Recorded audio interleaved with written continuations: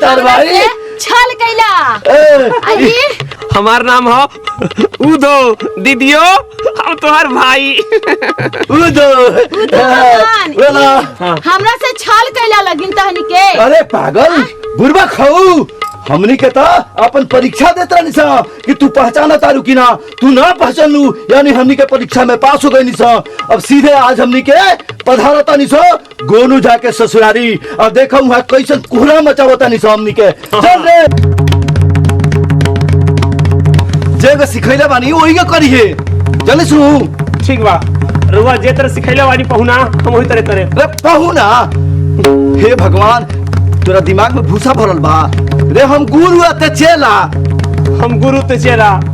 ओहो रे हम गुरु ते चेला तू गुरु हम चेला। हाँ बिल्कुल आ कह दिए कि हमनी के हरिद्वार से आवता नहीं सा झूठ रे झूठ रे नाटक नु करे के बा नाटक ना बुझलिस हमनी हरिद्वार से आवता नहीं। हाँ हरिद्वार से आवता नहीं। बम बम शंकर बम बम